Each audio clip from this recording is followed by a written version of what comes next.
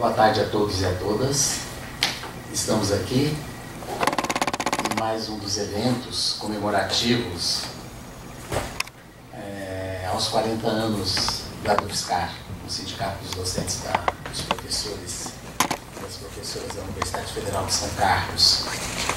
E hoje nós vamos ter o prazer de ouvir o jornalista de formação, mas depois a Ana vai ler uma pequena biografia dele, um pequeno currículo dele, o Júlio César Lemes de Castro, do Grupo de Pesquisa da USP São Paulo, uma palestra intitulada Guerra Híbrida, Propaganda e Desinformação, a campanha presidencial de Jair Bolsonaro.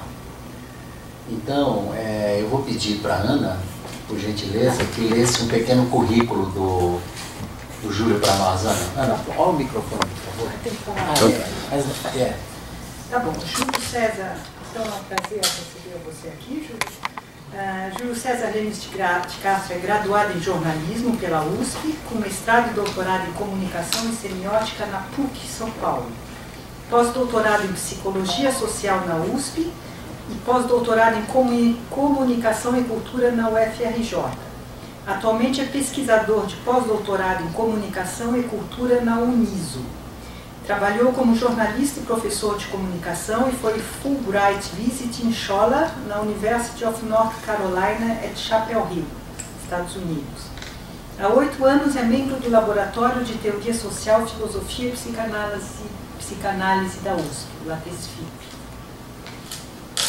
Júlio, seja bem-vindo e a palavra é sua. Após a sua exposição, nós abriremos para o debate e após o debate nós teremos um happy hour aqui no restaurante e todos estão convidados. Vai ser um prazer podermos continuarmos as nossas conversas com o Júlio lá comendo e bebendo alguma coisa. Júlio, obrigado mais uma vez. Boa noite, agradeço a presença de vocês, agradeço a UFSCar pela oportunidade de trazer aqui algumas reflexões preliminares sobre o processo eleitoral que se concluiu há apenas 3 semanas, com profundas implicações para o cenário político brasileiro e para as nossas próprias vidas, né? Eu vou começar fazendo um pouco de contextualização em termos internacionais e em termos nacionais, né? De como se deu esse processo de ascensão do Bolsonaro, né? Quer dizer, fazer uma recapitulação de como a gente chegou até aqui, né? Em termos internacionais, a ascensão do Bolsonaro se enquadra num processo que tem acontecido há alguns anos, de uma inflexão autoritária do neoliberalismo, que é um modelo hegemônico nas últimas décadas, um modelo de capitalismo hegemônico nas últimas décadas, né? A Nancy Fraser, uma filósofa americana, fala num neoliberalismo hiperreacionário que a gente estaria vivendo. O Christian Laval, sociólogo francês, fala num neoliberalismo hiperautoritário para designar esse momento. Alguns autores, e mesmo na mídia, têm aparecido no período recente comparações da época atual com o período dos anos 30, quando houve também a ascensão de extrema-direita e tal, né? Eu vou aproveitar a partir dessa comparação para traçar um arco histórico, pegando a trajetória do neoliberalismo nesse período, né? E situando como é que a gente está em relação, mostrando não só a semelhança, como a diferença que a gente tem em relação a esse período anterior de ascensão da extrema-direita, né? Bem, os anos 30 são marcados por uma disputa entre 3 modelos. O modelo do New Deal, do Roosevelt, que chega ao poder em 33, o modelo do fascismo na Europa, com a chegada ao poder do Hitler em 1933, mas antes já Mussolini, desde 1922, né? E o modelo soviético. Né?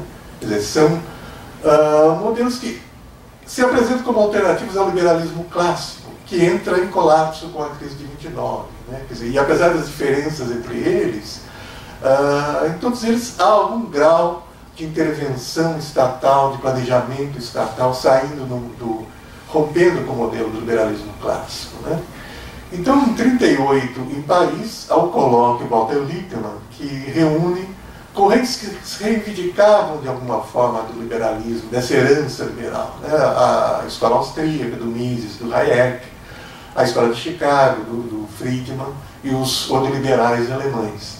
E eles propõem um resgate do liberalismo em novas bases e começam a usar esse termo neoliberalismo, né?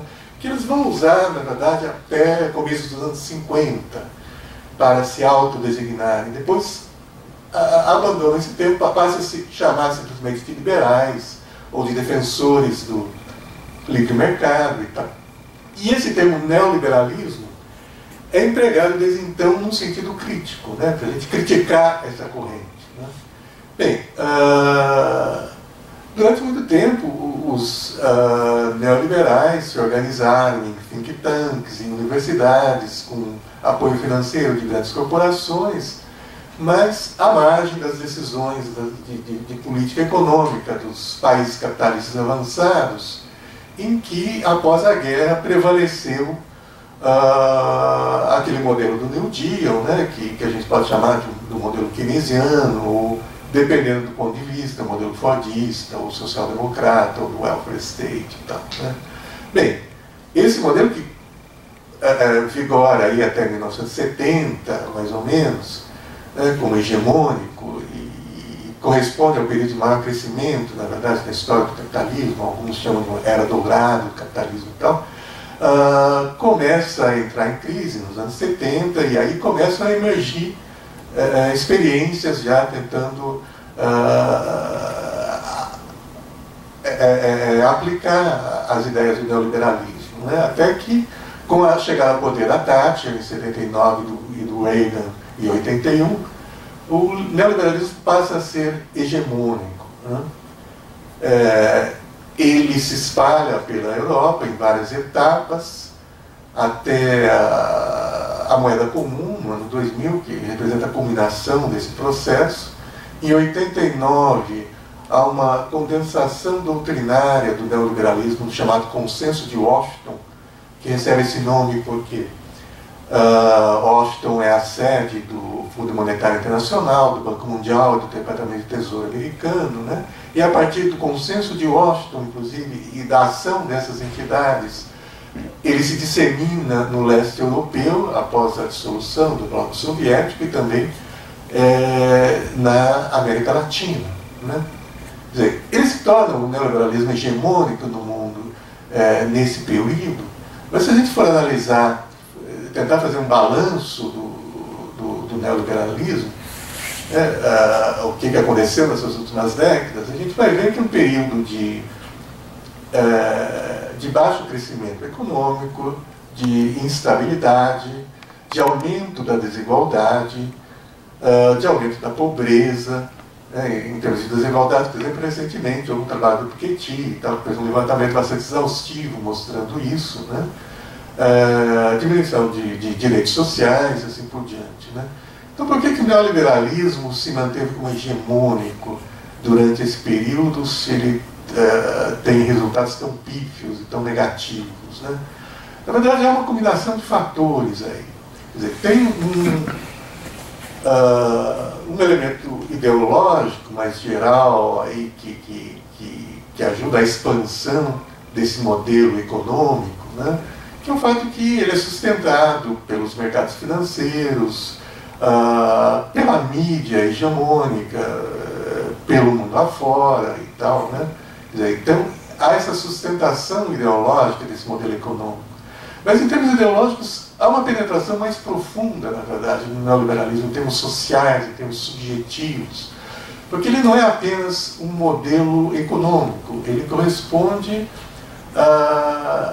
há um certo modelo de organização social, mesmo um modelo de organização subjetiva, né? Existe um tipo de sujeito característico do neoliberalismo, que o Foucault, por exemplo, vai chamar de um sujeito que é um empreendedor de si, um sujeito que investe em si, no sentido de aprimorar seu capital humano e tal. Quer dizer, existe uma responsabilização do indivíduo pelo seu próprio destino, ao mesmo tempo em que o welfare state, os direitos sociais são enfraquecidos, né? Então, há uma complementaridade aí entre essa organização subjetiva e a organização social, né? Também, para explicar essa hegemonia do neoliberalismo, é preciso considerar que ele é um modelo que corresponde a um certo enfraquecimento da democracia, né? Um enfraquecimento da democracia que vai significar também que as populações, ao eleger seus governantes, vão ter um poder menor de influenciar nos seus destinos, né? Se a gente pegar os teóricos neoliberais, é muito frequente a referência, por exemplo, ao modelo fascista, ao modelo comunista e tal, como os grandes adversários, sendo que, na verdade, na prática, o adversário real do neoliberalismo, ao longo desse tempo, foi o keynesianismo, né? Mas a tentativa justamente de mostrar qualquer tipo de intervenção estatal, de planejamento estatal, como algo relacionado a modelos totalitários e tal, um discurso que fala bastante em liberdade, mas quando a gente vai olhar com mais cuidado, essa liberdade é pensada em termos exclusivamente econômicos, e não há muita preocupação, na verdade, com a questão da democracia propriamente dito. Isso pensando em termos teóricos, em termos mais práticos, né? Os modelos aí, neoliberais que vão se consolidar nesse período recente também vão trazer um certo sacrifício aí da ordem democrática, né? Por exemplo, na concepção de governo como uma forma de gestão inspirada nos modelos de governança cooperativa, também na ideia de instituições ou legislações que pairam sobre os governos nacionais. Quer dizer, um grande exemplo disso é a União Europeia, onde a gente tem toda uma burocracia europeia que paira sobre os governos nacionais, que são eleitos pela população e que acaba determinando os destinos da população sem que elas tenham, via eleições, muita alternativa de influir nisso, né?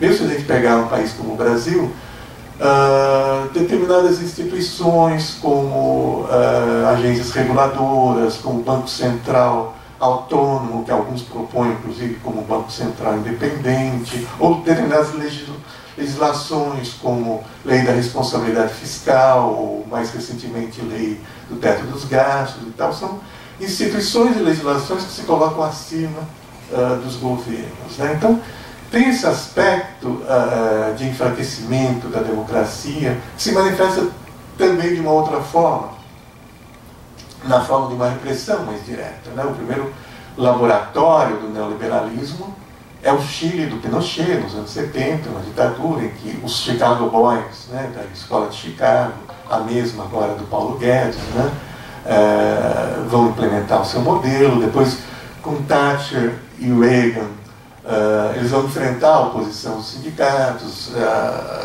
e aí a gente tem, por exemplo, no governo Thatcher, uma repressão dura à greve dos mineiros, funciona de uma forma exemplar em relação às outras categorias. No governo Reagan, uma repressão também exemplar à greve dos controladores de voo, como a gente teve no Brasil também, no início do governo Fernando Henrique, uma repressão à greve dos petroleiros e tal.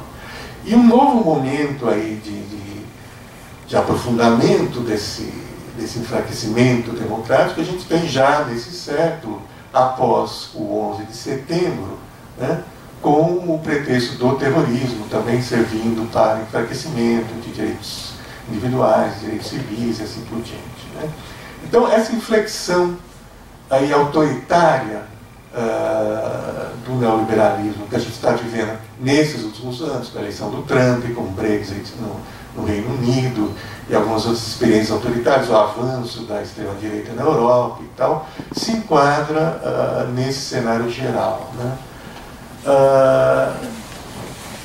E representa, na verdade, uma forma de reação a uma crise mesmo que afeta o neoliberalismo, que é uma crise do próprio modelo econômico, né? A crise de 2008 foi uma crise, em princípio, uma crise que surgiu a partir do mercado de hipotecas americano, né? Que contamina todo o sistema financeiro internacional, né? Que representa, no final das contas, uma crise de endividamento, né? E é uma crise estrutural. Por quê? Porque como o modelo do neoliberalismo é um modelo concentrador, quer dizer, aqueles que estão no topo têm um ganho de renda e aqueles que estão na base, o grosso da sociedade, tem uma perda, né? Esse ganho do topo não é suficiente para compensar a perda da base, né? Em termos de demanda, em termos de consumo e tal. Então, para sustentar o crescimento do capitalismo, se tem aí essa opção pelo endividamento, que é uma opção estrutural do sistema. Então, mesmo depois da crise de 2008, a gente continua tendo esse fenômeno do endividamento das famílias, o endividamento das corporações e dos estados. Então, a gente caminha para uma nova crise maior, ou igual ou maior do que a crise de 2008, né? E mais recentemente isso tem se traduzido nessa crise política, né? Que envolve uma coisa dentro do neoliberalismo, na medida em que, quer dizer, ele acaba... se a gente pegar o caso do Trump, é interessante porque ele, na sua campanha eleitoral, né, se colocou como uma espécie de populista reacionário. Ele teve apoio em áreas industriais tradicionais dos Estados Unidos, quer dizer, ele ganhou por causa disso, né, porque ele prometia instalar empregos e tal, aquelas regiões tradicionais da indústria que perderam emprego com a globalização neoliberal, né, e ele prometia restaurar empregos através de um questionamento da globalização, através de investimentos em infraestrutura e tal, né? Na prática, na verdade, o governo dele, apesar daí de questionamentos a acordos de globalização internacionais e tal, na prática o governo dele significou um acerramento mesmo da desigualdade neoliberal, diminuindo impostos dos ricos e tudo, né? Mas ao mesmo tempo há um deslocamento aí para uma guerra cultural mais acirrada, né? Quer dizer, discussões de costumes, num ponto de vista mais conservador, seja incentivo à xenofobia, esse tipo de coisa, né? E o Bolsonaro representa no Brasil algo parecido, no fim das contas, né? Por um lado, um modelo que propõe, na verdade, uma agenda hiperliberal, né? Através aí dessas propostas do Paulo Guedes, que foi uma forma, inclusive, que ele encontrou de agradar as elites, mas ao mesmo tempo um apelo a uma guerra cultural, a essa agenda conservadora em termos de costumes, em termos de sexualidade e tal, né? Uma coisa, na verdade, serve para desviar a atenção da outra, porque, quer dizer, como essa agenda ultraliberal, né, tende a ser algo impopular, então esse deslocamento da atenção para essas questões culturais, costume, etc., são uma forma de desviar a atenção, né? E aí, voltando à comparação com os anos 30, né? Quer dizer, enquanto nos anos 30 o fascismo emerge como uma alternativa, né, ao liberalismo, algo diferente do neoliberalismo, a gente tem hoje um avanço da extrema-direita em aliança, na verdade, com o neoliberalismo, com uma inflexão dentro do neoliberalismo, né? Bem, trazendo um pouco para o cenário brasileiro, o que a gente tem no período recente, né, nos últimos 5 anos, eu diria, é a crise de dois modelos, um modelo um pouco mais antigo, um modelo um pouco mais recente, né? Um é o modelo da Nova República, né, que se institui a partir de 85, do início da redemocratização, né, que é o modelo do presidencialismo de coalizão, né? Quer dizer, é o modelo que implica a cooptação permanente por vias fisiológicas do legislativo pelo executivo, né? O Marcos Nobre, um filósofo da Unicamp, que é na prática um dos cientistas políticos mais articulados que a gente tem, chama esse modelo de PMDBismo, né? Porque o PMDB é o modelo desse partido fisiológico que foi sustentando os diversos governos ao longo desse tempo, né? E o outro modelo, que mais recentemente se confunde com o modelo da Nova República, né, se mistura, é o modelo do lulismo, a partir da eleição do Lula, né, em 2002, que é um modelo que o André Singer chama de um reformismo fraco, um modelo de conciliação de classes, em que todos ganham, né? Quer dizer, o grosso da população ganha com as políticas sociais, mas também o topo da pirâmide, né, os banqueiros e tal, foram ganhando nesse período, né? Quer dizer, é um modelo que todos ganham, que foi possibilitado por um cenário internacional favorável, boom das commodities e tal, né? O lulismo representa, né, para fazer relação com o neoliberalismo, um modelo híbrido, né? A gente teve a chegada do neoliberalismo no Brasil com o Collor, depois uma implantação hegemônica do neoliberalismo com o Fernando Henrique, e eu vejo o lulismo como uma espécie de modelo híbrido, né? Um modelo de compromisso que mantém alguns elementos do arcabouço econômico, né? Da agenda econômica neoliberal, mas ao mesmo tempo traz alguns ingredientes keynesianos, por exemplo, o investimento na área social, né, um investimento bastante forte nessa área, um investimento também do Estado em termos de infraestrutura, com obras como Belo Monte, como a transposição do Rio São Francisco e tal, quer dizer, obras que a gente não tinha desde os tempos do governo Geisel, na ditadura, né, obras públicas nessa escala, né. Bem, nos últimos 5 anos a gente vai ter a crise simultânea desses dois modelos, da Nova República e do lulismo, né? E para pensar isso, eu vou recorrer a uma categoria que tem sido usada recentemente, que é a de guerra híbrida, né?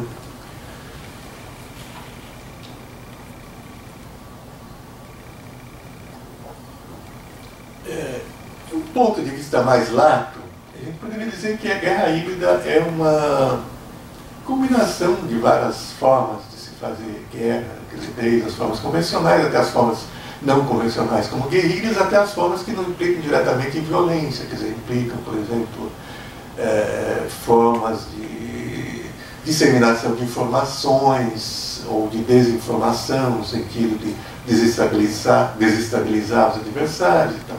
Então, nesse sentido mais lato, a gente poderia dizer que guerra híbrida sempre existiu, né? No livro clássico do Sun Tzu, A Arte da Guerra, de 6 séculos antes de Cristo, ele já falava que a guerra mais eficiente seria aquela em que você consegue derrotar o adversário sem precisar se engajar diretamente numa batalha, né? Recentemente, alguém escreveu um livro mostrando vários exemplos de guerra híbrida ao longo da história, pegando desde a antiguidade. Mas há um sentido mais específico de guerra híbrida que se aplica a fenômenos que têm ocorrido dos anos 90 para cá, né? Nos anos 90, com o fim da União Soviética, quem herdou o arsenal nuclear da União Soviética foi a Rússia, né? E a polaridade Estados Unidos-União Soviética da Guerra Fria se transformou numa polaridade Estados Unidos-Rússia, na medida em que a Rússia, ainda que economicamente seja muito mais fraca que os Estados Unidos, preservou uma certa paridade nuclear, né? Então, do ponto de vista estratégico dos cálculos geopolíticos, dos cálculos militares americanos, continua havendo uma preocupação bastante grande com a Rússia, né? E se desenvolveram teorias de como fazer a contenção do poderio russo, né? E, quer dizer, a ideia que amadureceu nos anos 90 foi de investir na desestabilização dos países ao redor da Rússia, quer dizer, países da antiga União Soviética, ou países do bloco soviético, da Europa do Leste e tal, né? Não através de uma intervenção militar direta, quer dizer, que seria complicado fazer isso nas fronteiras da Rússia, uma intervenção americana, mas fomentar aí processos de desestabilização de regime, de mudança de regime, né, nesses países.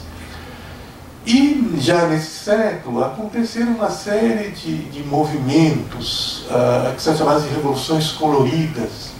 Por exemplo, a Revolução das Rosas na Geórgia, a Revolução Laranja na Ucrânia, a Revolução da Tulipa no Uzbequistão, a Revolução do Jeans na Bielorrússia, quer dizer, uma série de movimentos desse tipo. Alguns deram certo, outros não, mas que tiveram em comum o fato de serem protestos civis, quer dizer, mobilizações dentro da sociedade civil, que não chegaram a assumir uma versão militar, mas que em muitos casos tiveram foram eficientes a ponto de derrubar regimes, de operar mudanças de regime e tal, né? O primeiro desses movimentos, na verdade, aconteceu na Sérvia, no final dos anos 90, levou à derrubada do Milosevic, o ditador da Sérvia, no ano 2000, né? Foi capitaneado por um grupo da sociedade civil que se chamava Otpo, que significa resistência em sérvio, né? Um grupo que tinha financiamento, inclusive, dos Estados Unidos.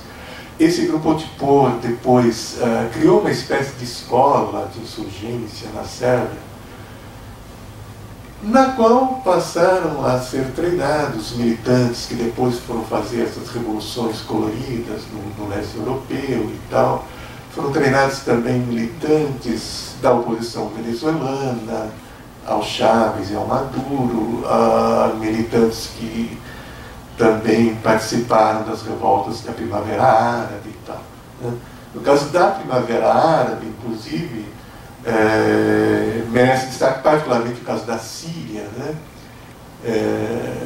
Que tem algumas semelhanças aí com aqueles países na fronteira com a Rússia, porque desestabilizar a Síria era uma forma de desestabilizar o regime do Irã, né? Tem uma ligação, não são apenas vizinhos, mas o Irã é um país de maioria xiita, a Síria também, a alauíta, que é uma variante xiita, né?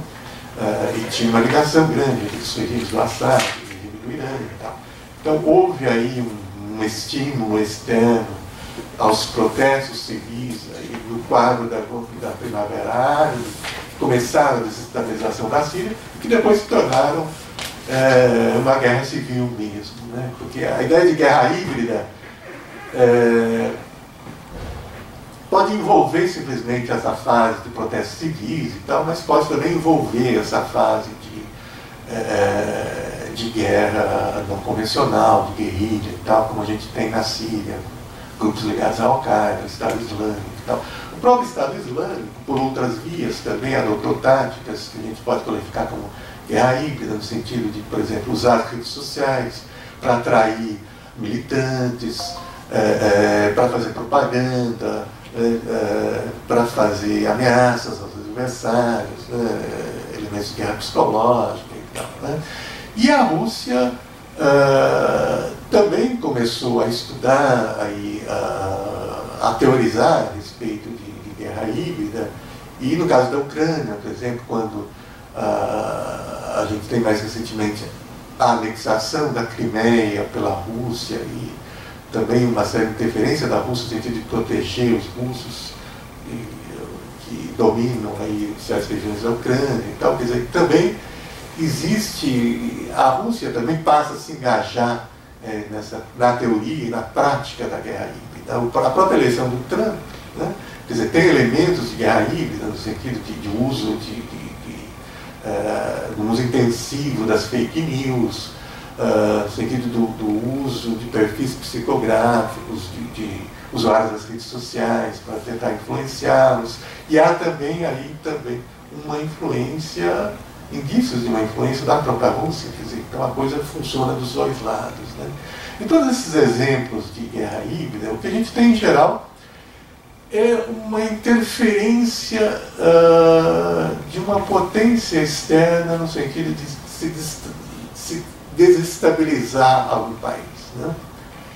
E esse processo de desestabilização que acontece no Brasil nos últimos 5 anos, algumas pessoas têm comparado, eu não vi nenhum trabalho acadêmico ainda nesse sentido, mas tem aparecido várias comparações com esse mecanismo da guerra híbrida, né?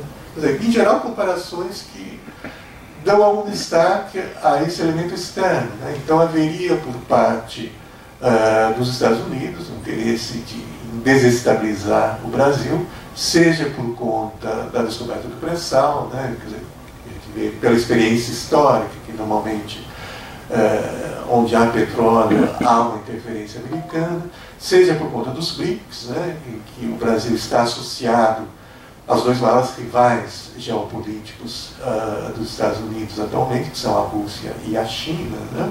Então haveria interesse por parte dos Estados Unidos nessa desestabilização do Brasil, e haveria alguns indícios aqui e ali, por exemplo, movimentos tipo o MBL, foi para a rua e tal, tem algum financiamento, treinamento dos Estados Unidos, o Moro da Lava Jato teve treinamento dos Estados Unidos, então são citados exemplos desse tipo, né? Pessoalmente, eu acho que esses dados são insuficientes para caracterizar algo coordenado de forma externa, ou mesmo algo cujo ator principal seja alguém externo. Se a gente comparar, por exemplo, a situação hoje ao que ocorreu no golpe de 64, no golpe de 64 a gente tem indícios muito mais consistentes dessa interferência americana, né? Então eu diria que o Brasil viveu nesses últimos anos alguns episódios que a gente pode caracterizar como guerra híbrida, mas não necessariamente associados a um agente externo. Eu diria que é óbvio que existe alguma participação externa, mas episódios ligados principalmente à ação de atores internos, né? Eu identifico 4 episódios nesse sentido, né? O primeiro seriam as chamadas Jornadas de Junho, em junho de 2013. Né?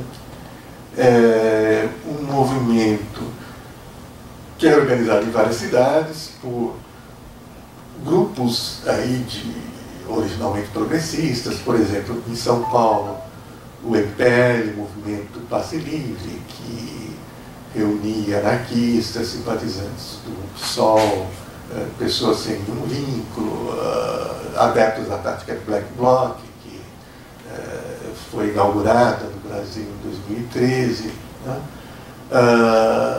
Tem um relativo sucesso no início, tem uma série de confrontos com a polícia, uma antipatia da mídia que trata como vândalos e tal, mas a partir de um certo momento, uma indignação com a brutalidade policial vai fazer com que esses movimentos ganhem corpo, passem a ganhar uma certa simpatia da mídia, passem a atrair também a participação de grupos à direita, passam a variar e a diversificar bastante a sua pauta. Então entra uma pauta anticorrupção, por exemplo, a luta contra a PEC 37, que pretendia impedir o Ministério Público de investigar, né?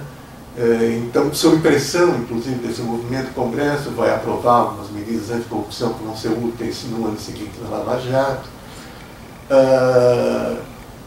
E essas manifestações, a partir de um certo momento, a partir da incorporação, inclusive, de agrupamentos à direita e tal, delas começam a surgir faixas e cartazes defendendo intervenção militar, começam a acontecer agressões a partidos, a militantes de esquerda. Quer dizer, a gente tem aí, nesse primeiro episódio de Guerra Híbrida, já alguns germes do bolsonarismo. Bem, o segundo episódio é a Lava Jato, que começa em 2014, que desde o início é definida a partir do modelo da Operação Mãos Limpas na Itália, né? O único artigo acadêmico conhecido do Moro é um artigo de 2004 sobre a Operação Mãos Limpas. Nesse artigo, inclusive, ele defende algo que foi feito na Operação Mãos Limpas, de vazar dados das investigações para a mídia, né, com o propósito de mobilizar a opinião pública de um lado e, ao mesmo tempo, de pressionar os investigados de outro lado. E isso vai ser seguido à risca na Operação Lava Jato, né, que de forma sistemática vai fazendo vazamento aí das investigações, né. E essa aliança com a mídia, quer dizer, é um casamento que interessa para os dois lados, porque, no fim das contas, o alvo principal da Lava Jato, em termos políticos, é o PT, que também era o alvo privilegiado da mídia mainstream, né?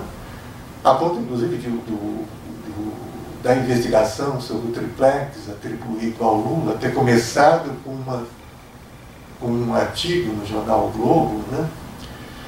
Bem, a gente sabe que na Itália, na Operação Mãos Limpas, né, houve uma desarticulação de todo o sistema político e isso abriu o caminho para o Berlusconi, né?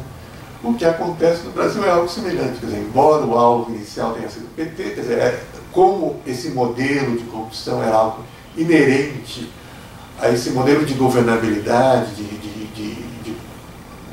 presidencialismo de coalizão que vem da nova república, então era algo que afetava todos os partidos, inevitavelmente isso respinga em todo mundo, né? Inclusive no PSDB, apesar de uma certa blindagem jurídica e midiática do PSDB também, ele acaba se desgastando, né? Quer dizer, mesmo que os seus líderes não tenham sido condenados, quer dizer, eles são investigados e se desgastam também politicamente. Então, há um desgaste do sistema político como um todo, e assim como a Operação Mãos Limpas na Itália abriu o caminho para o Berlusconi, era inevitável que ela acontecesse no Brasil de semelhante, e há muitos anos, na verdade, já tem se levantado isso, né, que a Lava Jato iria abrir caminho para algo parecido, e a gente pode ver o Bolsonaro como um resultante disso, né.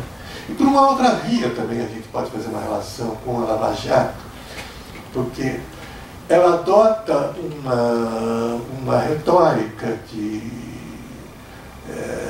uma punição da corrupção a qualquer custo, que envolve o sacrifício de certos ritos legais, por exemplo, esses vazamentos ilegais para a mídia, ou prisões preventivas, no sentido de pressionar as pessoas presas a fazerem delação premiada e tal, né? Então, ela traz uma espécie de equivalente da retórica do bandido bom é um bandido morto, né? Uma transferência dessa retórica utilizada no combate à criminalidade comum para o combate à corrupção, né? Quer dizer, essa busca da punição a qualquer custo, né? Então, há algo de comum dessa retórica da Lava Jato com a retórica bolsonarista, e não é por acaso que, no fim das contas, o juiz Moro acaba se tornando o ministro da Justiça do Bolsonaro, né? Bem, a gente tem um interregno aí a partir do... Bem, tem um terceiro momento, na verdade, que a gente pode caracterizar como guerra híbrida, que é o golpe de 2015, 2016, sob a forma do impeachment da Dilma, que na verdade começa em 2014, né? Que tem como pano de fundo uma crise econômica, que a gente pode relacionar alguns fatores, né? mais forte, eu diria, é o fim do boom das commodities, né? A crise das commodities, que afeta toda a América Latina, não apenas o Brasil. E assim como no Brasil tinha havido aí um ciclo de governos progressistas na América Latina, que todo ele é afetado por essa crise das commodities, né? Há também alguns erros do governo Dilma, dos dois governos Dilma. Eu diria que no primeiro mandato da Dilma foi principalmente um erro de aposta numa vocação produtiva da burguesia nacional. Quer dizer, foram adotadas uma série de medidas, tipo desoneração fiscal, redução de tarifas de energia, tanto tarifas de energia elétrica como de derivados de petróleo, redução dos juros, e em especial juros subsidiados do BNDES, que é algo que já vem de antes, na verdade, quer dizer, uma série de políticas que tinham como objetivo incentivar a burguesia nacional a investir, quer dizer, com a ideia de comprometer a burguesia nacional com o projeto de país e tal, né? Uma aposta que não deu certo, na verdade, né? Quer dizer, como em outros momentos, essa burguesia nacional, na verdade, não se mostrou à altura disso, que era a premissa, né, dessa política, e embolsou algumas dessas vantagens, mas não investiu em troca, né? E isso trouxe alguns problemas, porque, quer dizer, desonerações fiscais, por exemplo, e redução de tarifas de energia, implicavam uma certa renúncia fiscal, por um lado, né, com a aposta de que, quer dizer, essa burguesia iria investir, a economia iria crescer, isso iria aumentar a arrecadação e isso iria compensar essa renúncia fiscal, né? Quer dizer, como não houve isso, acabou acontecendo um problema fiscal, né? E quando as tarifas de energia também tiveram que ser reajustadas, isso criou pressão inflacionária. Então, isso foi um dos erros. E o outro erro, no segundo mandato da Dilma já, foi a nomeação do Joaquim Levy, ministro da Fazenda, com uma aposta de política de austeridade equivocada para aquele momento, que comprometeu a economia, levou a uma recessão e tal, né? E o terceiro fator da crise econômica seria a atuação do próprio Congresso, já no segundo mandato, sob a liderança do Eduardo Cunha, com pautas bombas, que aumentavam os gastos por um lado, impediam medidas de corte de gastos, por exemplo, de fim de desonerações fiscais e coisas do tipo, né? Sobre esse cenário de fundo de crise econômica, a gente tem a ação de vários atores, né? Por um lado, o PSDB, né, que acumulou a frustração de 4 derrotas presidenciais seguidas, e nessa derrota de 2014 tomou uma atitude de confronto logo de cara, de não aceitar o resultado, de sabotar o governo e tal, né? Tem outro ator importante, que é o Congresso, onde a manutenção do esquema de presidencialismo de coalizão acaba enfrentando alguns obstáculos, né? A gente tem um aumento progressivo da fragmentação partidária, tem um protagonismo do Eduardo Cunha como líder do Centrão, né? Tem erros também de condução de articulação política do governo Dilma, que, por exemplo, enfrentou o Eduardo Cunha na eleição para a presidência da Câmara e perdeu, né?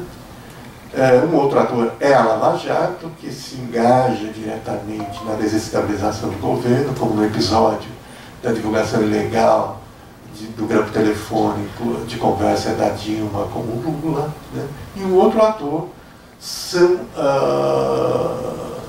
os movimentos de extrema-direita que surgem em 2014, o MBL, Movimento Brasil Livre, que adota esse nome, inclusive, para ter uma sigla parecida com o MPL, Movimento Passe Livre, né? Que tinha sido protagonista em 2013, Vem Pra Rua, Revoltados Online, né? Que tem alguma participação estrangeira em termos de treinamento ou de financiamento, quer dizer, algo que não fica muito claro, mas eles próprios admitem nesse sentido.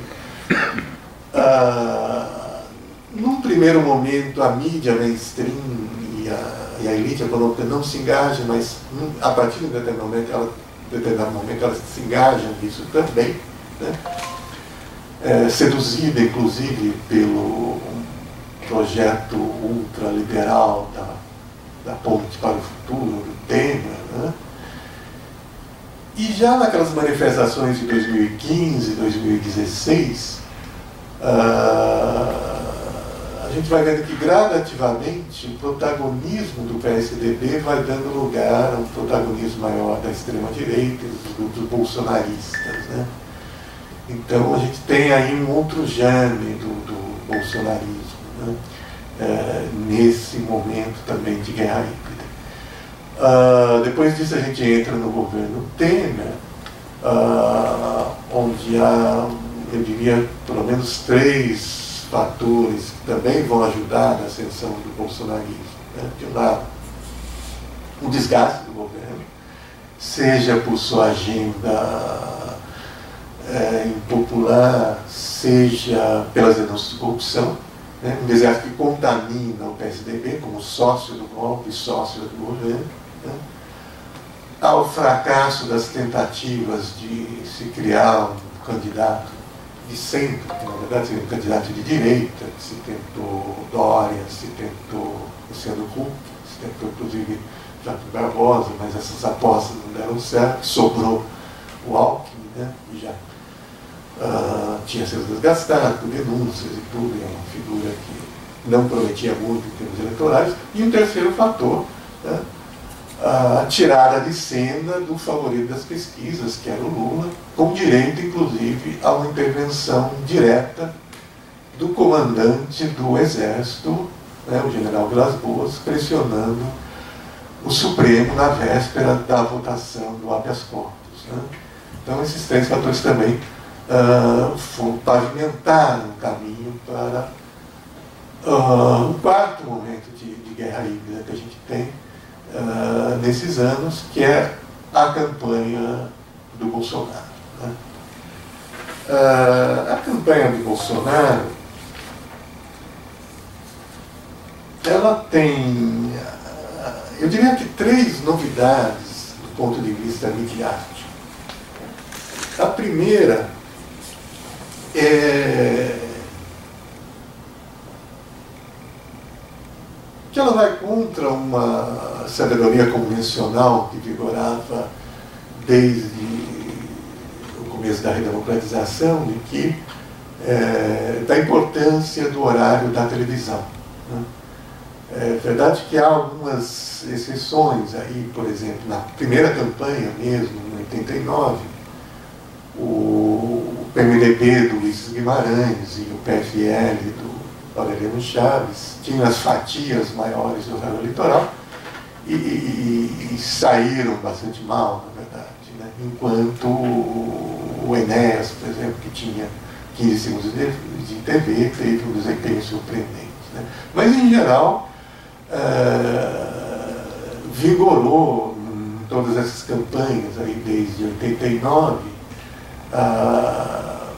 o papel fundamental do horário da TV, né? Tanto que em vários momentos as candidaturas se prestaram a sacrifícios, inclusive, para engordar o seu horário eleitoral. Por exemplo, em 2012, o Haddad, candidato a prefeito de São Paulo, se submeteu à humilhação de posar do lado do Maluf em troca do tempo de TV do PP, né? Que, aliás, era o partido durante muito tempo do Bolsonaro, né? Em 2010 e 2014 também a Dilma teve de engolir uma figura não confiável como Temer, como vice, né? Em troca de coalizão, e acabou sendo traída por ele, né? Por outro lado, quer dizer, há exemplos há vários casos em que a falta de tempo no horário de TV acabou comprometendo campanhas, né? Em 2014, por exemplo, Marina Silva disparou nas pesquisas, quando ela herdou a cabeça de chapa depois da morte do Eduardo Cunha. Disparou nas pesquisas, seja pelo recall da campanha de 2010, que ela tinha tido cerca de 20% dos votos, seja pela comoção causada pela morte de Eduardo Cunha. Quer dizer, chegou a 30% dos votos e tudo, mas no momento em que a campanha da Dilma, quer dizer, decidiu que o adversário mais interessante no segundo turno seria o Aécio, né? Quer dizer, ela resolveu atacar a campanha da Marina. A campanha da Marina não tinha tempo na TV para se defender, para contra-atacar, e isso teve um peso importante da diminuição aí das suas expressões de votos, voltando ao mesmo patamar de 2010. Né? Em 2018, a gente tem o Alckmin formando uma mega coalizão, né, que garantiu a ele um latifúndio de tempo de televisão, e por outro lado, Bolsonaro, com seu próprio partido, um partido dinâmico até então, né, o PSL, mais o PRTB do Levi Fidelis, do Mourão, outro partido dinâmico, né, que deram a ele apenas 8 segundos de televisão. Né? Então, o que se imaginava é que, com o início do horário gratuito na televisão, o Alckmin iria crescer, se aproveitando aí desse tempo, e o Bolsonaro, na melhor das hipóteses, conseguiria manter os seus votos, se agarrando aí a sua base nas redes sociais e tal. E o que aconteceu foi bastante diferente, né? Quer dizer, o Alckmin implodiu, chegou, no fim das contas, a menos de 5% dos votos, enquanto o Bolsonaro mais do que duplicou essa gestão de votos, né? Chegou a 46% no primeiro turno, quase liquidou a fatura. Né? É verdade que nisso houve uma influência decisiva do atentado que ele sofreu, né? Que trouxe a ele, na verdade, vários benefícios. Né? Quer dizer, por um lado, ele não tinha tempo de TV, mas com o atentado ele ganhou uma exposição gratuita, né? Bastante grande. De outro lado, os adversários, por algum tempo, não podiam atacá-lo com ele no hospital. Né?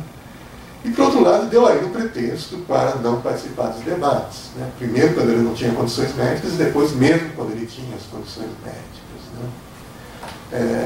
Pesa aí também um erro estratégico da campanha do Alckmin, que ao invés de se concentrar no seu maior adversário, que era o Bolsonaro, resolveu atacar ao mesmo tempo o PT e o Bolsonaro. Isso acabou favorecendo o Bolsonaro, porque quem tinha mais credencial de antipetista era o Bolsonaro do que o Alckmin. Né? Bem, uma segunda novidade da campanha do Bolsonaro, inclusive em escala mundial, né, é que ele fez uma campanha a partir do atentado, praticamente uma campanha virtual. Né? Quer dizer, não participou mais de um debate, não participou de sabatinas, não participou de eventos de campanha, de comícios e tal. Ele se limitou a aparições nas redes sociais ou a entrevistas para jornalistas amigos e tal. Né? Ele fez uma campanha que foi basicamente uma campanha no WhatsApp de fake news. Né? Se a gente comparar com a campanha do Trump, por exemplo, que é uma campanha que investiu bastante nas fake news, mesmo assim foi uma campanha tradicional, em que ele participou dos debates das primárias republicanas, participou de debates nas eleições gerais com a Hillary, participou de eventos de campanha e tudo. Né? Isso que acontece no Brasil, de um candidato se eleger sem sair de casa, praticamente como fez o Bolsonaro, foi algo inédito no mundo. Né? E uma terceira novidade foi o uso do WhatsApp, né? Porque o Facebook já tinha tido uma importância muito grande, por exemplo, na eleição do Trump, no Brexit e tal, mas esse protagonismo do WhatsApp foi algo novo. Já tinha aparecido um pouco esse ano em eleições na Índia, no México e tal. E no Brasil, particularmente, foi uma novidade grande, né, em relação a 2014. Por outro lado, há algumas semelhanças que a gente pode traçar com a campanha do Trump, né? Em termos da relação com as plataformas das mídias sociais, né?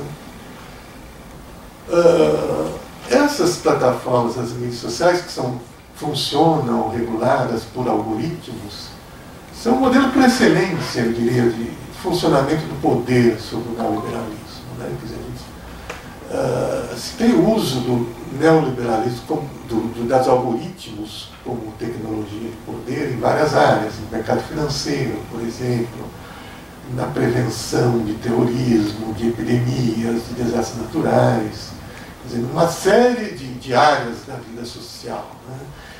E nas plataformas das mídias sociais, esses mecanismos algorítmicos envolvem toda a população, né?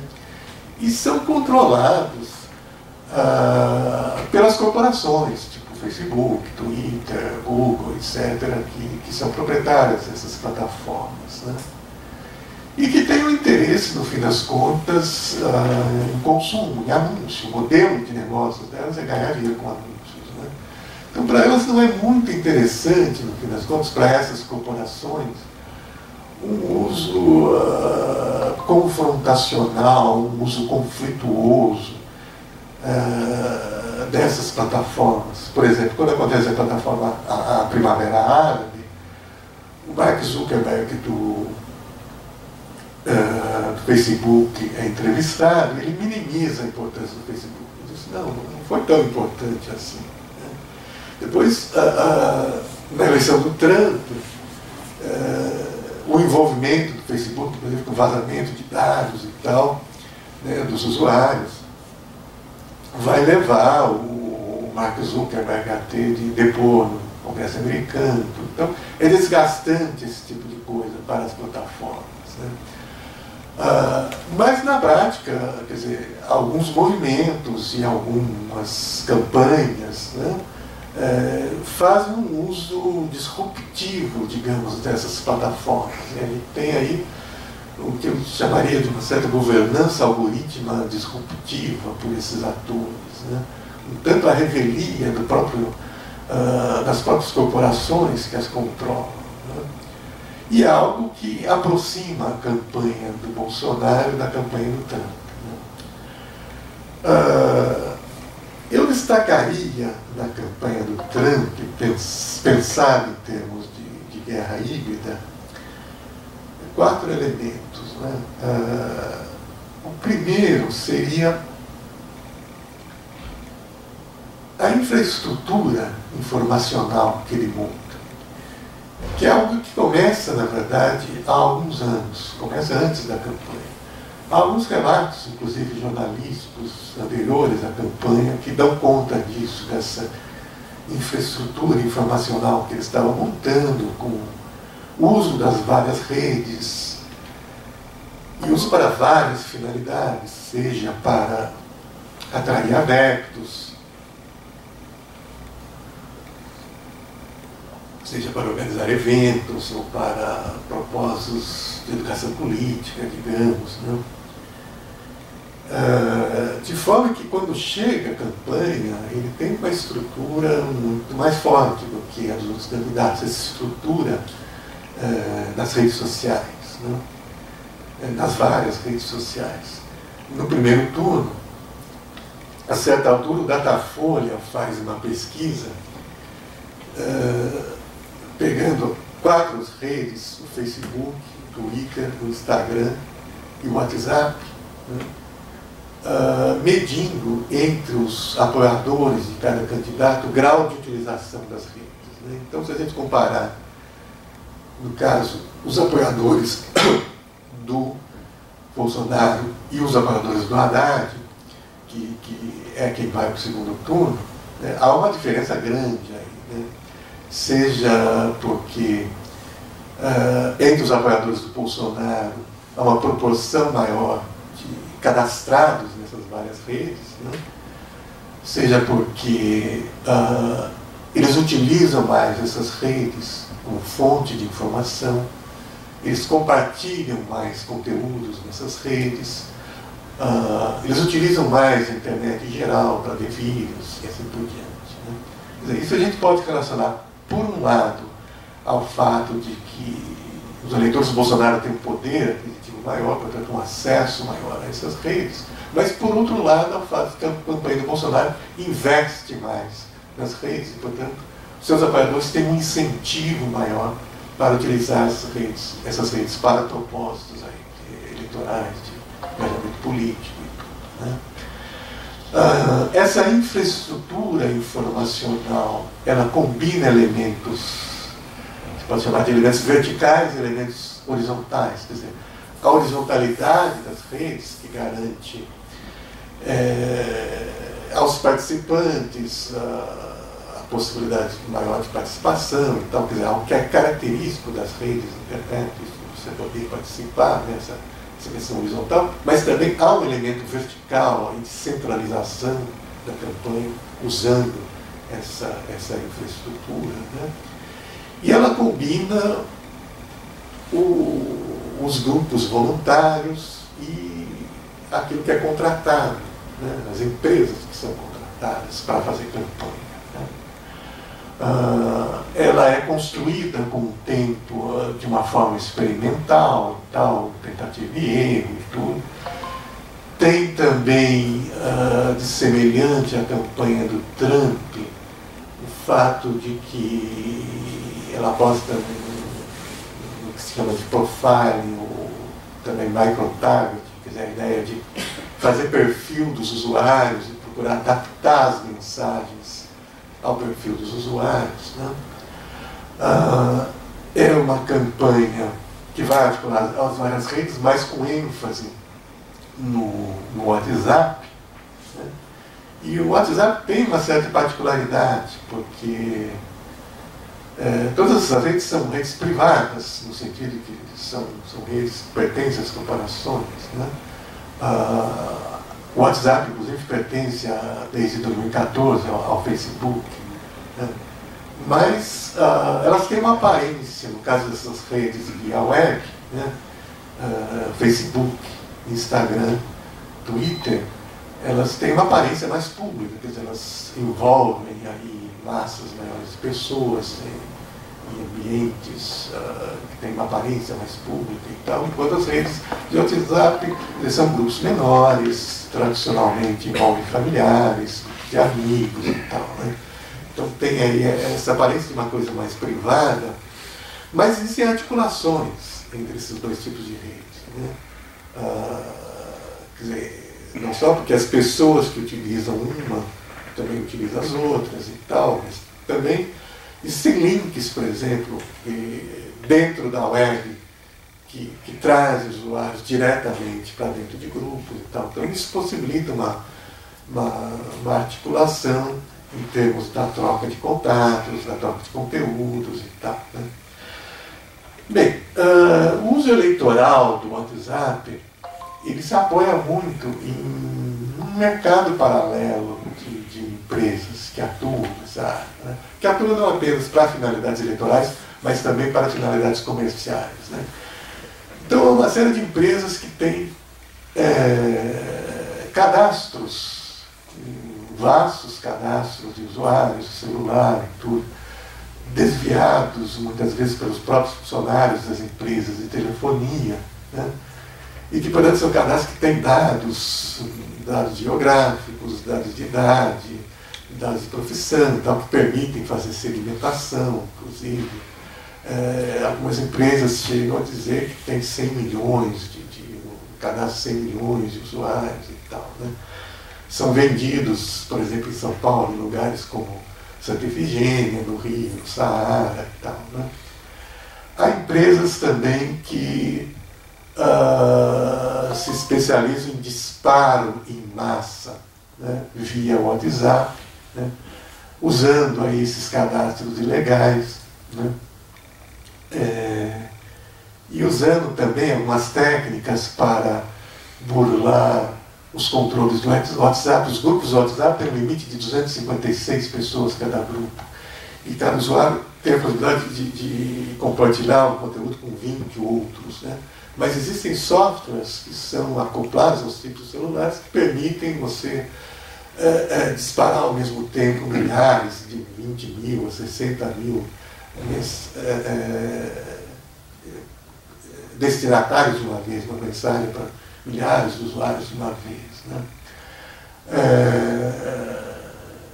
Isso é feito, quer dizer, como são usos ilegais, irregulares e tal, isso é feito principalmente para finalidade de fake news, para desestabilizar adversários e tudo, né? Quer dizer, é mais complicado você usar diretamente isso para promover uma candidatura de forma positiva e tal, né?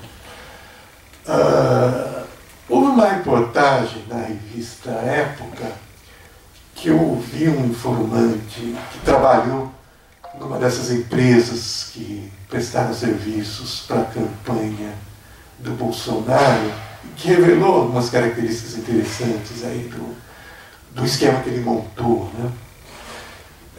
A campanha dele tinha um grande número de cadastros de usuários, né, de celulares e tal, entregava para as empresas esses cadastros, e as empresas eram encarregadas de montar grupos, né? Quer dizer, acrescentando as pessoas a esses grupos até um limite de 256 pessoas por grupo, né? Quer dizer, acrescentando as pessoas à revelia delas, né? Mas os operadores tinham cuidado também de mandar mensagens para cada um, tentando explicar para a pessoa porque ela estava sendo acrescentada e tal, para que a pessoa se mantivesse dentro do grupo, né? Quer dizer, é claro que havia pessoas que saíam e tal, mas de qualquer forma, num certo momento o grupo se estabilizava, né? E quando o grupo se estabilizava, o operador aí dessa empresa contratada transferia o controle do grupo para alguém de confiança dentro do grupo e tal, e esse operador era liberado para trabalhar com outros grupos, né? Esse esquema todo era coordenado por um grupo no Instagram, que é um grupo, o Instagram é menos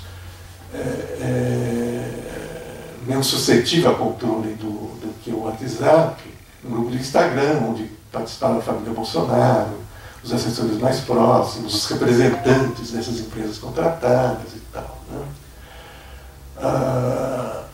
Esses grupos, quer dizer, além desses grupos públicos normais e tal, com coordenador e usuários comuns, havia grupos de disparo em massa, onde havia apenas um administrador com o poder de mandar mensagens, e ele mandava mensagens para os outros, quer dizer, com conteúdos aí que eram disseminados para os outros, quer dizer, os outros integrantes desses grupos eram coordenadores dos grupos públicos, que recebiam esse material e iam disseminar nos seus grupos e tal.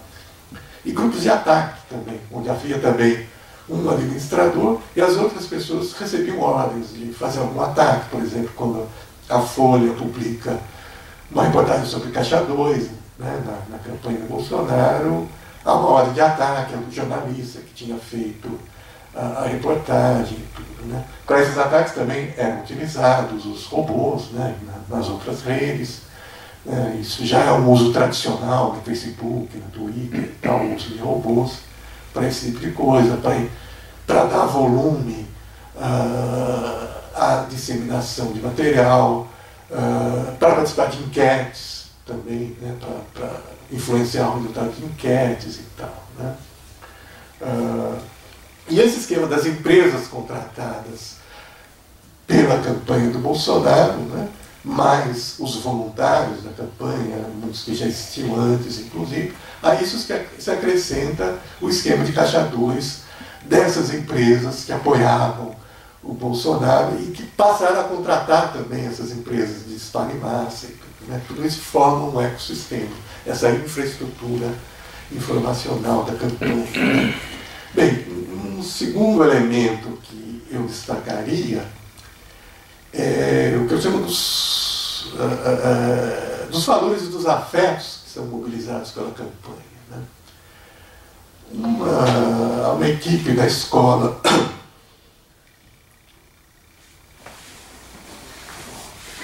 de Sociologia e Política em São Paulo, que tem acompanhado os apoiadores do Bolsonaro há vários anos, utilizando inclusive manifestações, essas manifestações de extrema-direita ao longo dos anos e tal, para entrevistar as pessoas e tudo, né? E foram montando ao longo do tempo um perfil dos diversos tipos de apoiadores do Bolsonaro, né?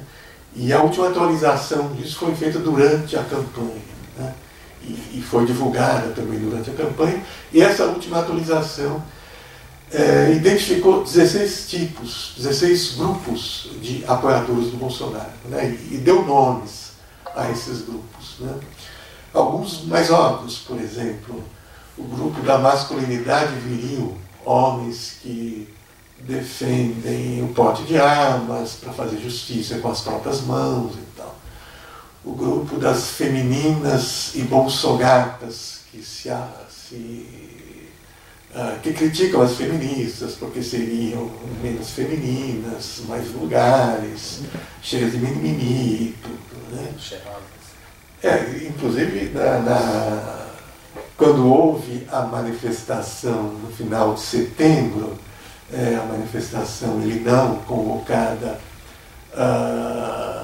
pelas mulheres contra Bolsonaro, né? Imediatamente depois, quer dizer, entrou em ação todo o movimento dentro das redes, né, da campanha do Bolsonaro, divulgando uma série de imagens falsas atribuídas à manifestação, imagens de outras manifestações, mostrando mulheres seminuas e em situações vulgares e tal.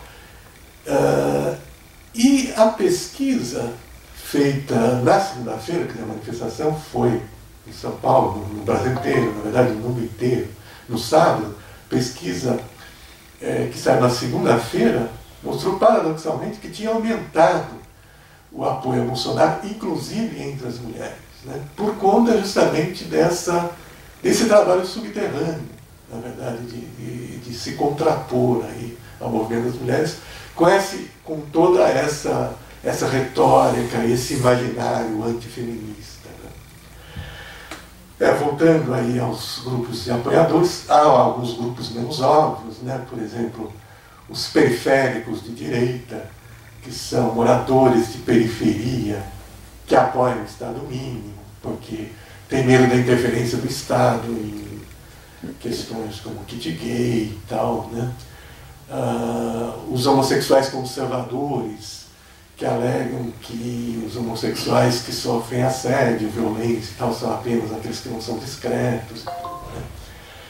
Então,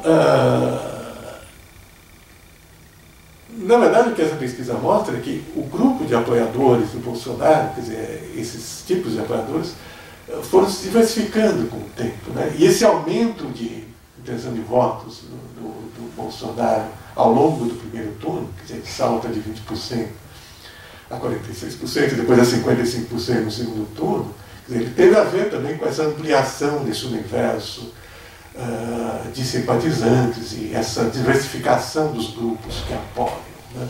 De certa forma, a gente poderia retomar aqui aquela metáfora dos cegos e do elefante, né? Quer dizer, de acordo com o ponto de vista que a gente adota, a gente pode identificar vários tipos de apoiadores diferentes, né?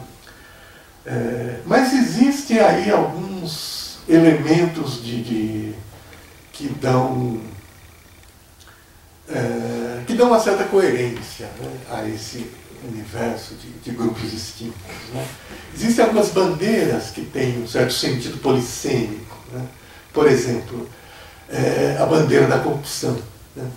Entre os apoiadores do Bolsonaro, corrupção não significa apenas desvio de dinheiro público. Existem outros tipos de corrupção, corrupção moral, por exemplo, relacionada ao feminismo, à homossexualidade, à educação sexual nas escolas, esse tipo de coisa, né? Existe a corrupção de direitos, por exemplo, das pessoas que recebem Bolsa Família e não trabalham, ou dos artistas aí progressistas e bem-sucedidos que recebem dinheiro da Bolsa Família, da Lei Rouanet e tal, né? Um outro tipo de bandeira polissêmica é a bandeira da ordem, né? A Esther Solano, uma pesquisadora da USP, que já faz algum tempo tem pesquisado esses grupos de direita, identifica no bolsonarismo uma certa rebeldia conservadora, Né? Quer dizer, rebeldia no sentido de que são descontentes com o status quo, mas conservadora porque não apontam para o futuro, e sim para o passado, quer dizer, para o retorno a uma ordem do passado. Né?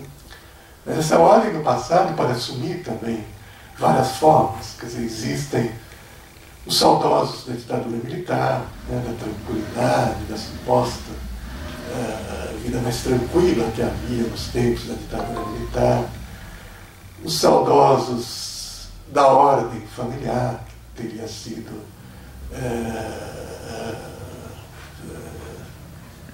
subvertida aí por feministas, homossexuais e assim por diante. Né? Os saudosos de uma ordem social, por exemplo, que a hierarquia social era mais clara, quando os pobres não utilizavam o avião, esse tipo de coisa. Né? Uma outra bandeira polissêmica é do antipetismo, né? Porque o antipetismo ele tem um significado bastante amplo, né? Ele não significa apenas apoiadores ou simpatizantes ou membros do PT, mas progressistas em geral. E no fim das contas, qualquer um que vai se colocar contra o Bolsonaro. Né? Então, o Reinaldo Azevedo, por exemplo, que foi quem criou a expressão petralha e é um antipetista empedernido, em função de declarações dele num período recente, começou a ser chamado de petista. Né? A Folha de São Paulo, quando publica matéria sobre Caixa 2, é chamada de petista. A Globo, eventualmente, publica alguma coisa contra o Bolsonaro, é chamada de petista. Eventualmente, até artistas estrangeiros, como Madonna ou Roger Waters, são chamados de petistas e tal. Né? Então, a gente tem essas bandeiras polissêmicas, né, de anticorrupção, de retorno à ordem, de antipetismo e tal, né, a ponto de determinadas mensagens terem um determinado sentido para o público em geral e adquirirem sentidos específicos para o público de bolsonaristas. Né. Há um termo que se utiliza em comunicação política, que é a política do apito de cachorro. Né? O apito de cachorro ele tem uma frequência que os ouvidos humanos não captam, mas os cachorros captam. Né? A política de apito de cachorro é quando você emite alguma mensagem que tem um significado para o grosso da população, mas para alguns grupos específicos vão adquirir significados específicos. Então essas bandeiras anticorrupção, de retorno à ordem, de antipetismo, então, para determinados apoiadores do Bolsonaro, e variando de um grupo para outro, vão adquirir também sentidos diferentes. Né?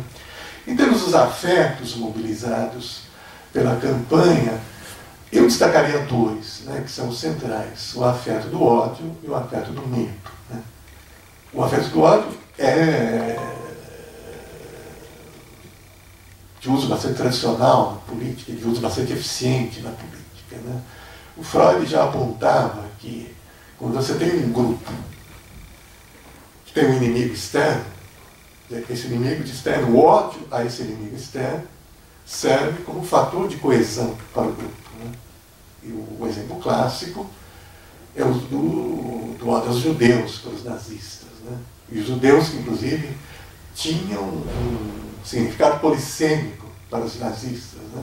Porque para os nazistas, os judeus eram os bolcheviques, eram os banqueiros, eram os artistas modernos degenerados e assim por diante. Né? Bem, quer dizer, o ódio na campanha do Bolsonaro vem do próprio candidato, da família dele, da sua campanha, e se espraia para os seus apoiadores. Né? A gente pode associar um pouco o apoio que ele tem entre os evangélicos, um pouco essa tradição que existe entre os evangélicos de identificar um demônio, uma encarnação do mal e tal. Quer dizer, a figura do exorcismo, por exemplo, que existe em certos cultos evangélicos e tal. Recentemente, inclusive, eu vi um vídeo, não cheguei a assistir o vídeo, mas eu vi a chamada de um vídeo que pareceu curioso, de um exorcismo desse numa igreja evangélica, em que a pessoa estaria possuída por uma entidade de esquerda, né? É uma combinação aí das duas coisas, né? E a gente pode retomar também aqui a associação com a Lava Jato, né? E esse discurso anticorrupção da Lava Jato, né? Porque pesquisas aí nos últimos anos, nessas manifestações de extrema-direita e tudo, mostram que o apoio às pessoas nessas manifestações aí, à luta anticorrupção, não é um apoio à justiça, pensado de uma forma mais institucional e tal. É um apoio numa retórica do tipo limpar a política desses corruptos, aniquilar esses corruptos, quer dizer, é algo também numa linguagem de ódio, né? E o correlato do ódio é o medo, né? Quer dizer, há uma certa separação aí do eleitorado entre os ameaçadores que encarnam esse ódio e os ameaçados, né? Que são os outros, né? É algo que vem também da campanha, que vem do próprio Bolsonaro, essas ameaças, por exemplo, de metralhar os petistas, a ameaça de prender o Haddad, que ele faz durante a campanha e tal, como o Witzel, candidato no Rio também, antes de um debate, disse que dependendo do que o Paes dissesse no debate, ele iria dar voz de prisão para o Paes, né? Ameaças também que são repercutidas pelos apoiadores de Bolsonaro no Brasil inteiro e tal. Quer dizer, há uma série de relatos de agressão que acontece durante a campanha, que continuam, inclusive, depois da campanha e tudo, né? O próprio lema informal da campanha é melhor já ir se acostumando, já contém aí uma certa ameaça tácita, como o ame ou deixe da ditadura, que o SBT agora recuperou em homenagem ao Bolsonaro, né? O Trump, inclusive, tem uma frase que o verdadeiro poder é o medo, né? E essa frase eu acho que se aplica melhor até à campanha do Bolsonaro, que usou mais isso do que a própria campanha do Trump, né? Bem, o terceiro fator que eu destacaria na campanha do Bolsonaro é a estética utilizada, que eu chamo de estética do meme, né? Memes são esses conteúdos virais que envolvem imagens, frases curtas, às vezes vídeos e tal, que muitas vezes envolvem um certo humor, um humor mais simples, um humor um tanto infantil e tudo, né? E que são conteúdos de fácil disseminação e que são bastante apropriados para a campanha política, né? E que são feitos também, no caso da campanha do Bolsonaro, de uma forma deliberadamente artesanal, de uma forma precária, com aparência caseira e tudo, né? Essas empresas mesmo contratadas pela campanha, elas recebiam orientação, quer dizer, eram empresas que tinham condições de fazer um trabalho mais profissional, mas elas recebiam orientação de fazer uma coisa com uma aparência mais precária, para dar uma aparência de uma campanha pobre, de dar aparência de algo espontâneo, criado pelos apoiadores, esse tipo de coisa, né? Como são coisas simples, também são fáceis, quer dizer, não gastam muita largura de banda e tal, são coisas fáceis de serem compartilhadas e tudo, né? Essa estética do meme, quer dizer, é algo que pode ser utilizado para tornar o ódio mais palatável, na medida em que tem uma certa conotação de humor relacionada aí ao ódio e tal. Foram feitas experiências com crianças, por exemplo, foram mostradas declarações do Bolsonaro, essas declarações mais estapafúrdias, né, para crianças. As crianças acham engraçado porque esse estilo do Bolsonaro, para elas, aparece como uma coisa informal, meio folclórica e tal, né? Então, essa estética do meme serve para tornar palatável o discurso do ódio, né? serve naturalmente para atacar os adversários, serve para a própria campanha se defender. Por exemplo, quando houve a acusação de Caixa 2, proliferaram na internet várias imagens, não sei até que ponto isso foi planejado ou não, né? Mas apoiadores de Bolsonaro mexeram no celular dentro de uma caixa de papelão escrito Caixa 2, né? Ou eu vi também um vídeo mostrando uma fila de apoiadores do Bolsonaro andando com o celular, fazendo pose de robôs, né, para contra-atacar a crítica ao uso de robôs e tal, né? A própria figura do Bolsonaro tem algo de meme, né? Quer dizer, tem algo dessa coisa folclórica que tem no Berlusconi, que tem no Trump e tal, né? E que ele usou ao longo da trajetória dele para se promover também, né? Há um trecho da escolinha do professor Raimundo, do Chico Anísio, anos 90, que andou circulando recentemente na internet, em que o Bolsonaro aparece como motivo de humor, porque ele defendia a ditadura e tudo, e eles faziam piada em cima disso, né? E mais recentemente, certos programas tipo Pânico, CQC, Super Pop e tal, começaram a trazer o Bolsonaro com frequência para aparecer como um personagem folclórico, para atrair audiência, para mostrar, fazer humor em cima, né, das declarações absurdas dele. Então, eu vi um trecho circulando do Super Pop com a Luciana Gimenez, por exemplo, quando o Bolsonaro fala que algumas mulheres que até são competentes e tudo, e ela se vira para audiência, para dar risada e tudo, esse tipo de coisa, né? Quer dizer, é um jogo que interessava as duas partes, esses programas, no sentido de ganhar audiência e tudo, e o próprio Bolsonaro, no sentido de aparecer, né? Quer dizer, ele se projetou ao longo da vida dele com essa imagem folclórica e tudo, né?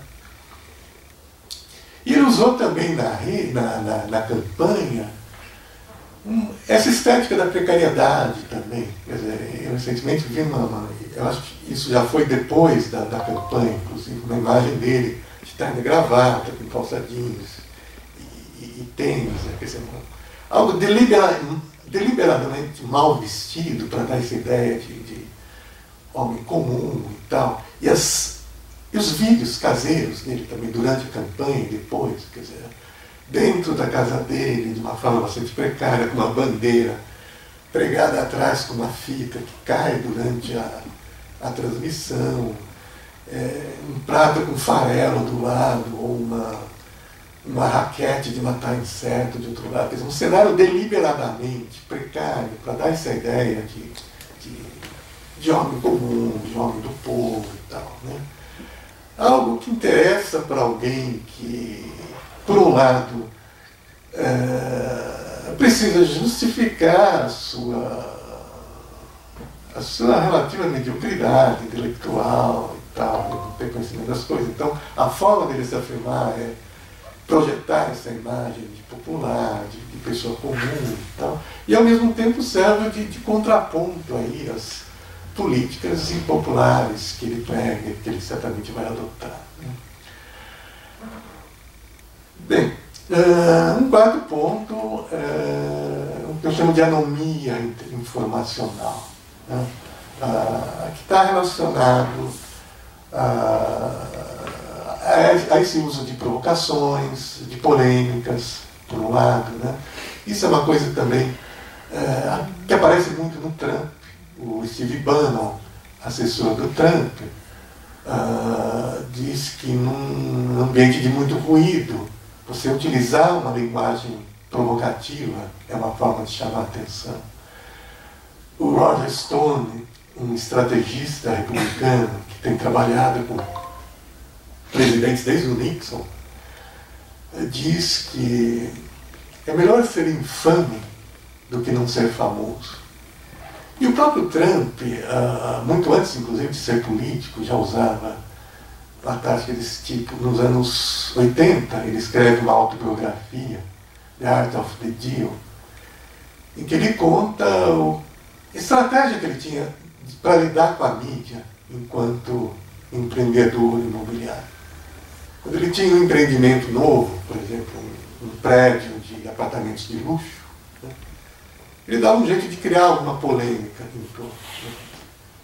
Isso começava a ser noticiado na mídia e chamava a atenção para o empreendimento.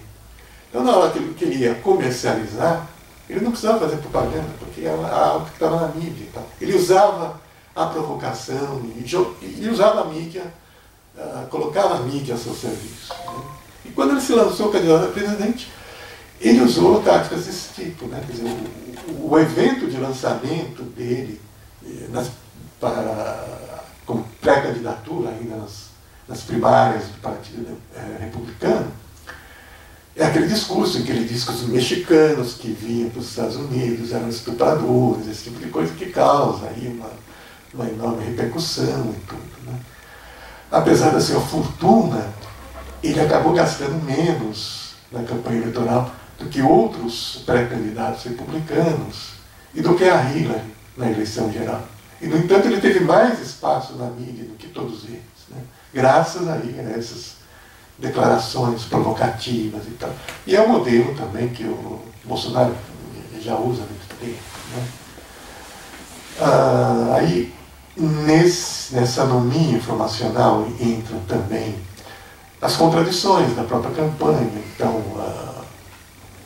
o Mourão vai falar contra o 13º, o Paulo Guedes vai falar da CPMF e tal, e aí vem o Bolsonaro desdizer.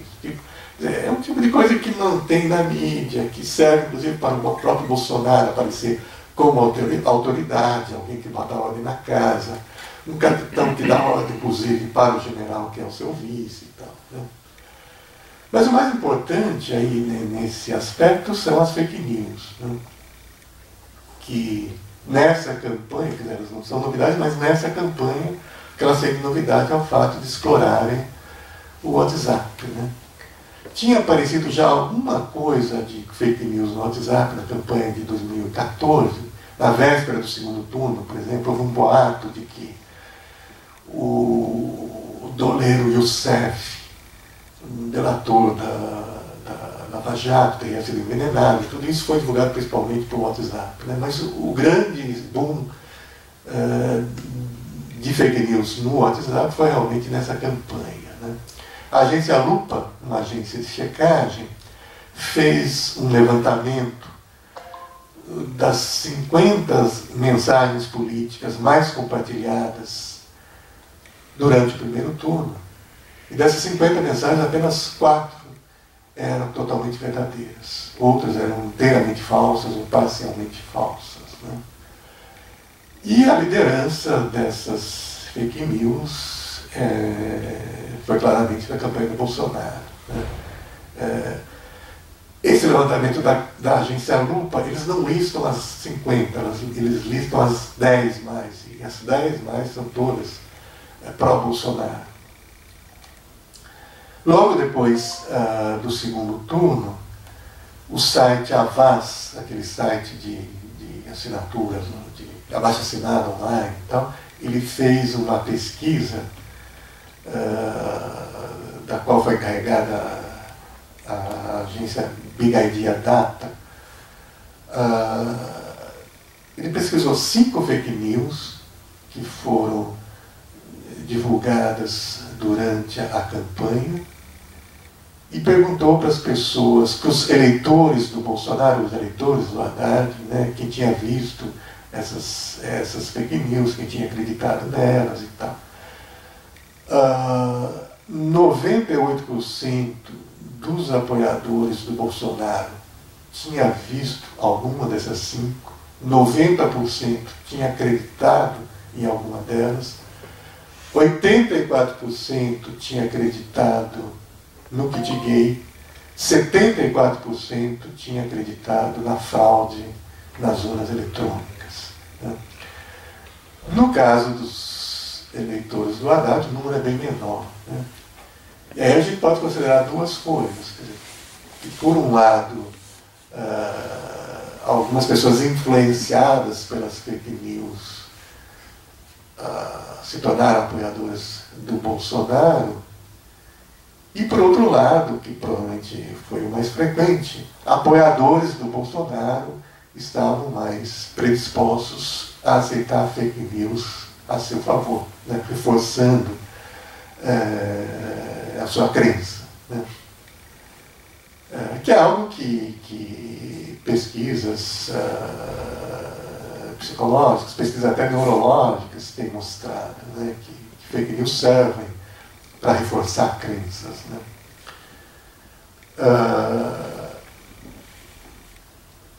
As fake news, quer dizer, elas têm esse sentido, quer dizer, servem para atrair alguns apoiadores, servem para reforçar crenças e tal, enfraquecer os adversários, mas elas têm um sentido mais amplo de criar isso que eu chamo de uma anomia informacional. Anomia é um termo da sociologia que é usado pelo Durkheim para caracterizar uma certa desagregação social, determinada por uma falência de normas. No caso, estou pensando em normas no sentido da norma da verdade. Quer dizer, essa separação entre o que é verdade e o que é mentira. Né? Uma das táticas, inclusive, usadas pelos propagadores de fake news, pela campanha do Bolsonaro em particular, é chamada de fire hosing. É um termo em inglês que significa mangueira de incêndio. Quer dizer, você mandar uma quantidade contínua de fake news, né, de forma a bombardear as pessoas, de tal forma que a noção do que é mentira e do que é verdade vai se perdendo. Isso acaba sendo interessante para uma campanha como o Bolsonaro, por vários motivos. Quer dizer, por um lado, ele consegue passar mensagens diferentes para públicos diferentes. Ele consegue passar para os empresários a ideia de que ele é contra o 13º, para os trabalhadores a ideia de que ele é a favor do 13º. Então, agradar diversos tipos de público. Consegue rebater as críticas, chamando de fake news, como o Trump faz. Consegue rebater, desacreditar a mídia, dizendo que ela pratica fake news, como o Trump faz o tempo inteiro, como Bolsonaro fez a Folha de São Paulo, por exemplo, entrevista logo depois das eleições e tudo. Né? Então, as fake news contribuem para criar esse clima de anomia informacional, de caos, de desaparecimento das fronteiras entre o que é mentira e o que é verdade. Né? Bem, para finalizar, vou falar um pouquinho do papel do Bolsonaro nisso, né, nessa estratégia de campanha. O Paulo Arantes, um professor aposentado de filosofia da USP, que continua um observador bastante arguto da política brasileira, comenta que os bolsonaristas praticam uma certa versão leninista da política. Leninista no sentido de se colocar como vanguarda. E nessa análise que eu faço da campanha do Bolsonaro como guerra híbrida e tudo, eu acho que tem realmente um elemento de vanguarda, de centralização bastante eficiente da campanha. A gente percebe a articulação muito bem feita dessa campanha. Né? Isso não significa que o Bolsonaro seja algum gênio da estratégia. Né?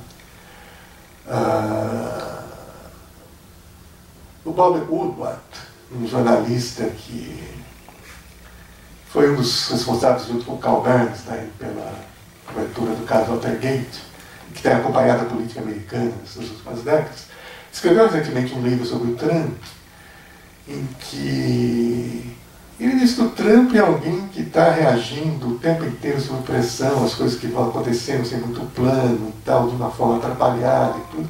Eu acho que o Bolsonaro tem muito a ver com isso. Né? Quer dizer, ele é uma figura confusa, atrapalhada e sem muita informação, que foi colocada nessa posição, inclusive, sem preparo para isso e tudo. Mas ele usa essa confusão a seu favor. Né? Ele usa essa confusão para confundir os adversários. Quer dizer, essa estratégia de confusão não é um fruto da genialidade. Ele usa a sua própria confusão para jogar nos seus adversários. O Adorno, um filósofo do século XX, que foi um dos analistas mais importantes do fascismo, tem um texto sobre propaganda fascista, onde num certo momento ele se pergunta: por que os líderes fascistas, que são pessoas rudes, são pessoas semi-educadas, são tão hábeis em manipular as massas? Ele inclui, inclusive, aí, entre essas pessoas rudes e semi-educadas, o Goebbels, que alguns consideram um certo gênio da propaganda, ministro da propaganda do Hitler, né? Mas o Adorno argumenta que o próprio Goebbels, quando a gente vai ver os escritos dele, as coisas tão triviais que ele escreve, na verdade era uma figura medíocre também, né? Mas por que essas pessoas, esses líderes medíocres são tão hábeis em manipular as massas? Porque, diz o Adorno, eles sabem como as massas funcionam porque eles próprios funcionam assim. Eles são essas pessoas comuns assim, né? E por que eles se tornam líderes? O que eles têm de diferente é que eles são desinibidos para falar. Eles falam o que as pessoas comuns têm vergonha de dizer. E isso se aplica bem aí a casos como o Trump, a casos como o Bolsonaro. Né? Então não é preciso ser um gênio, na verdade, para ser um bom manipulador das massas. Né? Porque aí a gente está pensando realmente em psicologia de massas, né? Em fenômenos desse tipo.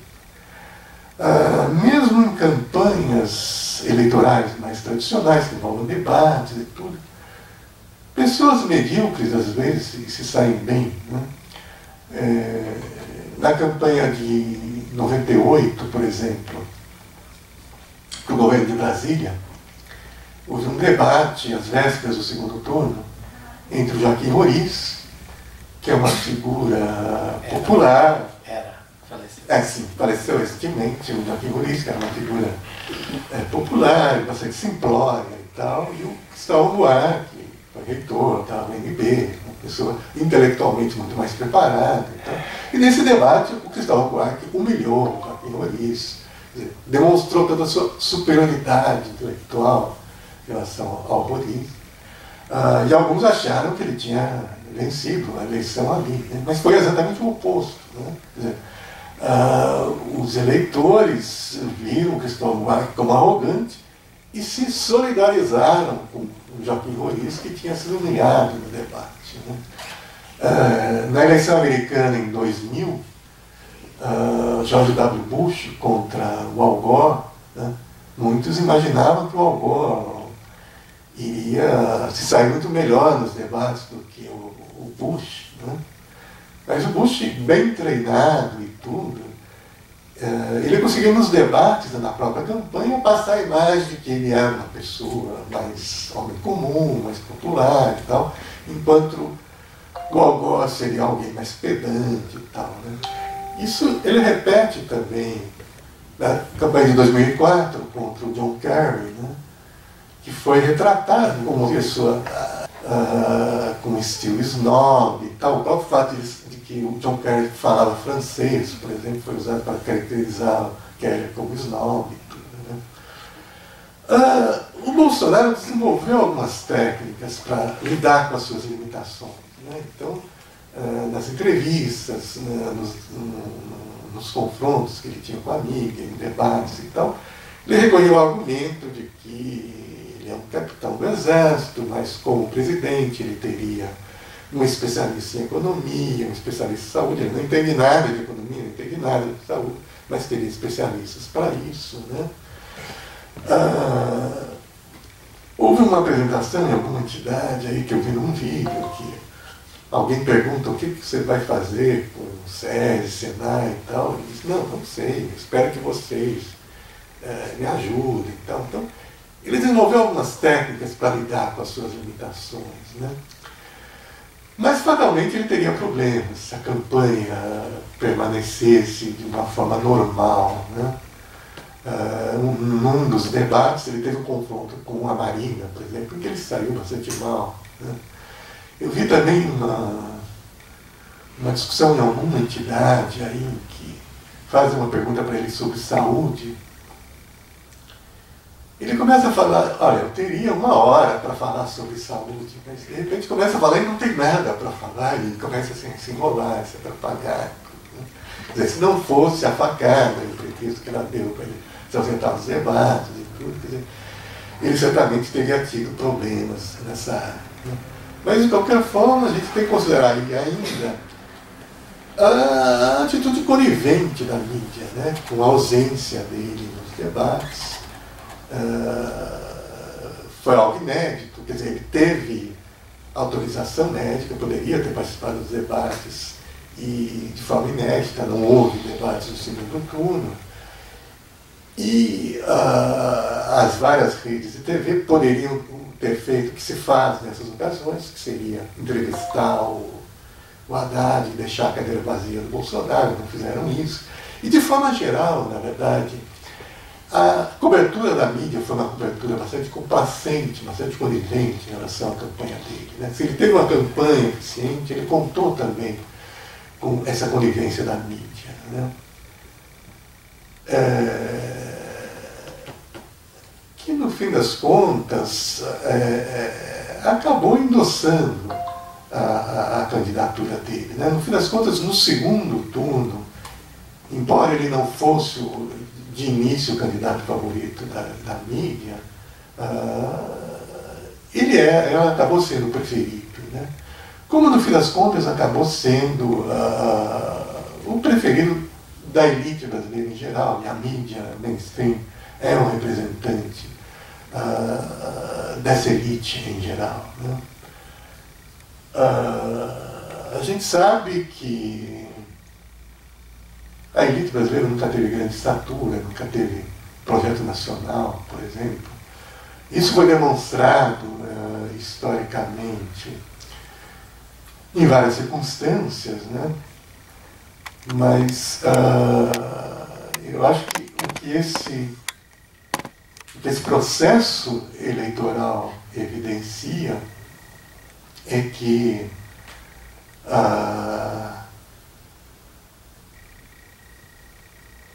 a estatura da elite brasileira tem como medida a estatura do próprio Bolsonaro. Né? Acho que a gente poderia concluir por aí.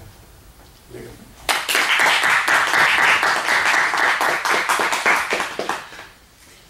Bom, Júlio, fiquei impressionadíssimo com a sua capacidade de alinhavar tantos elementos, né, de várias angulações no âmbito das ciências humanas, construir uma síntese com essas múltiplas determinações, né, que eu acho uma coisa muito difícil. Pensava assim, como é que ele consegue fazer tudo isso, né? E eu penso que você deu conta de fazer uma exposição extremamente sistemática e extenuante, no bom sentido da complexidade que essa temática envolve, né? Então, eu pediria para a Ana me ajudar aqui na mesa dos debates e nós abriríamos um tempo ainda de debate, porque temos lá embaixo um happy hour nos esperando, e que nós podemos dar continuidade das nossas conversas com o Júlio, comendo e bebendo, né? Uma boa comida e uma boa bebida, né? Mas se alguém ainda quisesse fazer alguma